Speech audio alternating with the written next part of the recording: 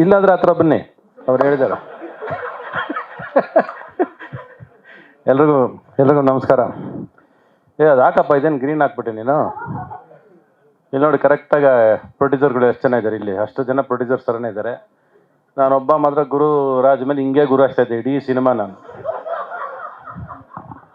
ದಿಗಂತ್ ಹಿಂಗೆ ನನ್ನನ್ನು ಏನು ಮಾಡಿಬಿಟ್ಟಿದ್ದೀರ ನೋಡಿ. ಇವ್ರು ನೋಡಿ, ನನಗೊಂದು ಸಾಂಗ್ ಕೊಟ್ಟಿಲ್ಲ, ಏನೂ ಕೊಟ್ಟಿಲ್ಲ ದೇವರು. ಧನ್ಯ ಮಾತ್ರ ಮಧ್ಯ ಬಂದು ನನಗಾದ್ರೆ ಸಾಂಗ್ ಕೊಡಿ ಅಂತೇಳಿ ಕಿತ್ಕೊಂಡು. ಇವ್ರು ನೋಡಿ, ಈಗ ಮಾಡ್ತೀನಿ ಸರ್ ನಾನು, ನೀವು ಹೇಳ್ದಂಗೆ ಸಾಂಗು ನಿಮ್ಮ ಜೊತೆ ರೆಡಿ ಅಂತ ಹೇಳ್ತಿದ್ದಾರೆ ಅವರು. ಇವ್ರೊಂಥರ ಸಂಪತ್ ಥರ ಆಚೆನೆ ನಿಂತ್ಕೊಂಡು ಡೈರೆಕ್ಟ್ರನ್ನ ಹಿಂದೆಯಿಂದ ಡೈರೆಕ್ಟ್ ಮಾಡ್ತಿದ್ದವ್ ನಾವು. ಹಂಗೆ ನೋಡಿ ಅವ್ರ ಎಕ್ಸ್ಪ್ರೆಷನ್ ಅದೇ ಇಲ್ಲ ಕಾಣಿಸ್ಬಿಡ್ತಲ್ಲ ನಿಮ್ಮ ಸಿನಿಮಾ ಜಡ್ಜ್ಮೆಂಟ್.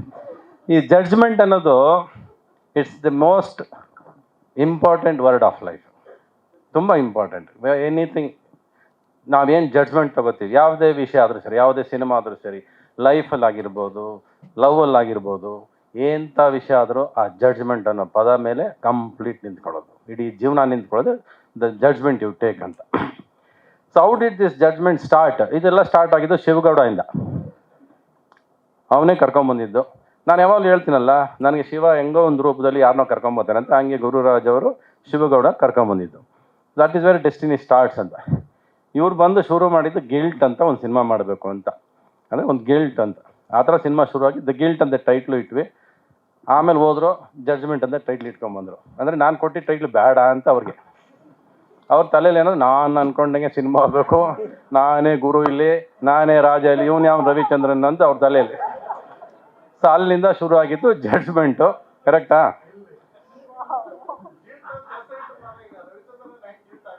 ಕತೆ ಅದೇ ತಾನೆ ರೀ. ಸರಿ, ಓಕೆ, ಇವಾಗ ಜಡ್ಜ್ಮೆಂಟ್ ನಿಮ್ಮದೇ ತಾನೆ ಟೈಟ್ಲು. ಎದೆ ತಟ್ಕೊಂಡು ನಿಂತ್ಕೊಂಡು ನಂದೇ ಟೈಟ್ಲು ಅಂತ ಹೇಳಿದ್ದೀರಾ ಅಲ್ವಾ? ನೀವೇ ಕಳಿಸಿದ್ದೀರಾ. ಬಟ್ ಜಡ್ಜ್ಮೆಂಟ್ ನಿಮ್ಮದು ಅಲ್ಲ, ಪುಟ್ಕೋಸಿ ನಮ್ಮದು ಅಲ್ಲ. ಆ ಜನ ಕೊಡೋ ಜಡ್ಜ್ಮೆಂಟೇ ಫೈನಲ್ಲು. ಕರೆಕ್ಟಾ? ನಮ್ಮದು ನಿಮ್ದು ಏನೋ ಜಡ್ಜ್ಮೆಂಟ್ ನಡೆಯಲ್ಲ. ಅವ್ನು ತೀರ್ಪು ಅವನೇನು ಕೊಡ್ತಾನೆ ಅದೇ ಜಡ್ಜ್ಮೆಂಟ್ ಆಗೋದು final. That is the most important. ಈಗೆಲ್ಲ ಇಲ್ಲಿರೋರೆಲ್ಲ ಹೇಳಿದ್ರು, ಎಲ್ಲರೂ ನನ್ನ ಕಂಡ್ರೆ ಖುಷಿ ಆಯಿತು ಅಂತ. ಅರೆ, ನನಗೂ ನಿಮ್ಮ ಜೊತೆ ಆ್ಯಕ್ಟ್ ಮಾಡೋಕೆ ಅಷ್ಟೇ ಖುಷಿ ರೀ. ನಿಮ್ಗಳ ಜೊತೆ ನಿಮ್ಮನ್ನೆಲ್ಲ ಸಿನಿಮಾದಲ್ಲಿ ಈ ಥರ ಬಂದಾಗೆಲ್ಲ ನಮಗೂ ಖುಷಿ. ಇವ್ರನ್ನೆಲ್ಲ ಭೇಟಿ ಮಾಡಿರಲ್ಲ ನಾವು. ಯಾಕಂದ್ರೆ ನಮ್ಮನ್ನು ಸೈಡಲ್ಲಿ ತಳ್ಳಿಬಿಟ್ಟಿದ್ರು. ರವಿಚಂದ್ರನ್ ಭಯ, ರವಿಚಂದ್ರನ್ ಹಿಂಗೆ, ರವಿಚಂದ್ರನ್ ಹಂಗೆ ಎಲ್ಲ ಹೇಳಿ ಇವ್ರುಗಳಿಗೆಲ್ಲ ಇವ್ರದೇ ಒಂದು ಕಲ್ಪನೆ, ಇವರೇ ಒಂದು ಲೋಕದಲ್ಲಿದ್ದಾರೆ ಎಲ್ಲರೂ. ನಾನು ಸಿನಿಮಾದಲ್ಲಿ ಮೊದಲನೇ ದಿವಸದಿಂದ ಇವತ್ತವರೆಗೂ ಆ ಸಿನಿಮಾ ಕ್ಯಾಮ್ರಾ ಬಂದು ಮುಂದೆ ನಿಂತರೆ ಅದರಷ್ಟು ಪ್ರೀತಿಸೋದು ಯಾವುದನ್ನು ಪ್ರೀತಿಸೋದಿಲ್ಲ ನಾನು. ಅಲ್ಲಿ ಯಾರು ಬಂದರೂ ಹಂಗೆ ಇರ್ತೀನಿ ನಾನು.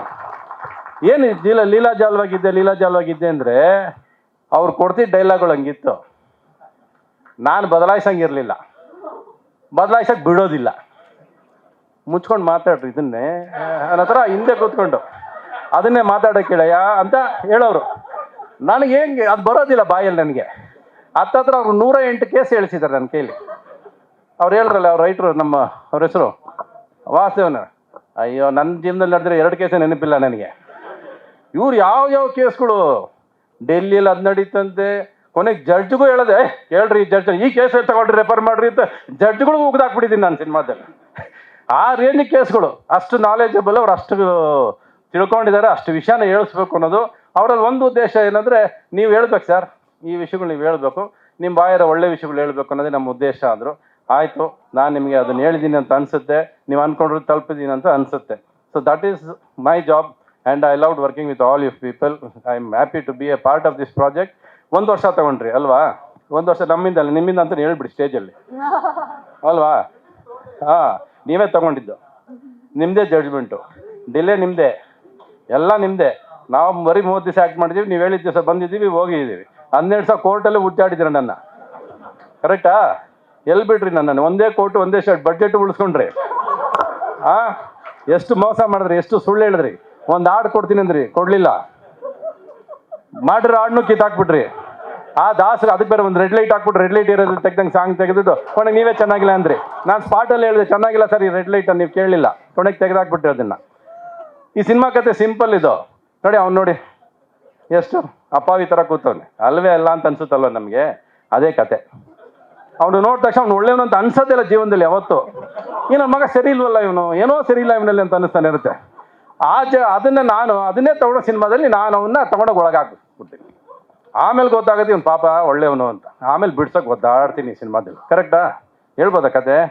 ಸಾಕು, ಜಾಸ್ತಿ ಬೇಡ. ನೀವೇ ಎಷ್ಟು ಹೇಳಿದಿರಿ ನೀವು ಸಿನಿಮಾದಲ್ಲಿ? ಎಲ್ಲ ಕಡೆ ನೀವೇ ಕಾಲ ಮೇಲೆ ಕಾಲ ಹಾಕೊಂಡು ಕೂತಿದ್ರೆ, ಬಿಟ್ಟಿದ್ರೆ ನನ್ನ ಪಾತ್ರ ನೀವೇ ಮಾಡ್ತಿದ್ರಿ ಅಲ್ವಾ? ಆ ಮಧ್ಯದಲ್ಲಿ ಬೇರೆ ಏನೋ ಬಂದು ಏನೋ ಮಾಡಿ ಹಿಂಗೆ ಅಂದ್ರಿ. ಟಿವಿ ಪೂರ್ತಿ ಆಂಕರ್ಸ್ಗಳ ಕೆಲಸನೇ ಇಲ್ವಲ್ರಿ, ಎಲ್ಲ ನೀವೇ ಮಾಡಿದ್ದೀರಾ ಅಲ್ವಾ? ಬನ್ನಿ, come sit here, start your interview. Chair ಕೊಡ್ರ,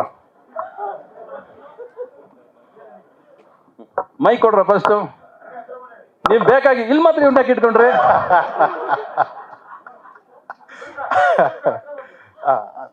ಪಾಪ ನಾನು ನೋಡ್ರೆ ಭಯ ಭಯ ಅಂತಾರೆ. ಈಗ ಎಲ್ಲಿ ಹೋಯ್ತು ಭಯ? ನೋಡೋಣ, ಹೇಳಿ ಕೇಳಿ, ಪ್ರಶ್ನೆ ಕೇಳಿ. ಅಲ್ಲ, ನೀವು ಪ್ರಶ್ನೆ ಕೇಳಿ ಸರ್. ನನಗೇನು ಟೆನ್ಷನ್ ಆಗಿ ನಾನು ಯಾರು ಏನು ಕೇಳ್ಬೇಕು ಅನ್ನೋದೇ ಗೊತ್ತಾಗ್ತಾ ಇಲ್ಲ. ಆಕ್ಚುಲಿ ಲಕ್ಷ್ಮಿ ಮೇಡಮ್ ಹೇಳಿದ್ದು, ಮೇಘನ ಅವ್ರು ಹೇಳಿದ್ದು, ಧನ್ಯ ಹೇಳಿದ್ದು ಅದು ನಿಜ. ನನಗೂ ತುಂಬಾ ಧನ್ಯ ಹೇಳಿಲ್ಲ ಪಾಪ. ಧನ್ಯ ನನ್ನ ನೋಡಿದ್ರೆ ಭಯನೂ ಇಲ್ಲ, ಏನೂ ಇಲ್ಲ ಪಾಪ. ಹೇಳಿದ್ದಾರೆ. ಧನ್ಯ ಏನು ಎದುರ್ಲಿಲ್ಲ, ಅವತ್ತು ಎದುರ್ಲಿಲ್ಲ. ಇಲ್ಲ ಇಲ್ಲ ಇಲ್ಲ, ಹೇಳಿದ್ದಾರೆ. ಆ ದಿಗಂತ ನನ್ನ ಮಗ ಎದುರಲ್ಲ. ನನ್ನ ಅವರಿಬ್ರು ಎದುರ್ಲಿಲ್ಲ, ಏನಿಲ್ಲ, ಆರಾಮಾಗಿ. ಆದ್ರೆ ಆ ರೂಪ ಯಾರು? ರೂಪ ಎಲ್ಲಿ? ಇಡೀ ಸಿನಿಮಾ ನಿಮ್ ನಂಬಲ್ಲ ರೀ. ಆ ರೂಪ, ಈ ರೂಪ ಯಾವಲ್ರಿ ಅವ್ರ ರೂಪ? ಕರ್ಸ್ರಿ ಸರ್ ನೋಡೋಣ. ನೀ ಕೊನೆಯವ್ರು ನೋಡೇ ಇಲ್ಲ ಸಿನಿಮಾದಲ್ಲಿ. ಇಡೀ ಕೇಸಲ್ಲಿ 1000 ಸರಿ ರೂಪ ರೂಪ ರೂಪ ಅಂತ ಹೇಳಿದ್ರು. ಕೊನೆಗೆ ಫೇಸ್ಬುಕ್ ಅಲ್ಲಿ ಇವ್ನು ಯಾರೋ ತೋರ್ಸರು ರೂಪ. ಓ ಇವರೇ ರೂಪ ಅಂತ ಹೋಗಿ ಸುಮ್ಮನೆ ಆಗ್ಬಿಟ್ಟೆ ನಾನು. ಎಷ್ಟು ರೂಪ ಇವ್ರು ತೋರಿಸಿದ್ದು? ಕೊನೆಗೂ ನನಗೆ ತೋರಿಸ್ಲಿಲ್ಲ ಇವ್ರು. ಅದು ಯಾರು ರೂಪ ಅಂತ ನನ್ಗೆ ಇನ್ನೂ ಗೊತ್ತಿಲ್ಲ. ಹಾ ಹೇಳಿ. ಇಲ್ಲ, ನಾನು ಹೇಳುದು ಬಹಳ ಸಿಂಪಲ್ ಆಗಿ ರವಿ ಸರ್ ಬಗ್ಗೆ ನನಗೂ ರೀ ಜಡ್ಜ್ಮೆಂಟ್ ಬಗ್ಗೆ ಹೇಳ್ರಿ. ಜಡ್ಜ್ಮೆಂಟ್ ಇಲ್ಲ, ರವಿ ಸರ್ ಇಲ್ಲಿರೋ ಅಷ್ಟು ಜನಕ್ಕೆ ರವಿಚಂದ್ರನ್ ಬಗ್ಗೆ ಗೊತ್ತಾ ಗೊತ್ತಿಲ್ವಾ? ಬಿಡ್ರಿ, ಮತ್ತೆ ನನ್ನ ಬಗ್ಗೆ ಎಷ್ಟು ಮಾತಾಡ. ಸಿನಿಮಾ ಹೇಳ್ರಿ, ನಿಮ್ಮ ಜಡ್ಜ್ಮೆಂಟ್ ಬಗ್ಗೆ ಹೇಳಿ. ಸರಿ, ಲಾಭ ಬಂದ್ರೆ ನಮ್ಗೆ ಎಷ್ಟು ಕೊಡ್ತೀರಾ? ಲಾಭ ಎಷ್ಟು ಬರುತ್ತೆ ಅಂತ? 400 ಕೋಟಿ ಬರುತ್ತೆ. ಅಮೃತಾಂಬ ಹಾಕ್ಬಿಟ್ಟು 400 ಕೋಟಿ ಬಂದಿದೆ. ಸಿನಿಮಾನೇ ಸುಳ್ಳು, ಅಪಪ್ರಚಾರ ಮಾಡೋದನ್ನ ಕರೆಕ್ಟು ಅಂತ ನೀವೇ ಹೇಳಿದ್ದೀರಾ. ಹೇಳಿ ಇವಾಗ ಅದಕ್ಕೆಲ್ಲ ಉತ್ತರ ಕೊಡಿ. ಸುಮ್ಮನೆ ಟಿವಿ ಮುಂದೆ ಮಾತಾಡೋದಲ್ಲ, ಎಲ್ಲದಕ್ಕೂ ಉತ್ತರ ಕೊಡ್ಬೇಕು. ಪ್ರಶ್ನೆ ಏನಿಲ್ಲ, ಈಗ ನಿಮ್ ಲೈಫ್ ಹೇಗೆ ಪ್ರಜ್ವಲಿಸ್ತಾ ಇದೆ ಹೇಳಿ.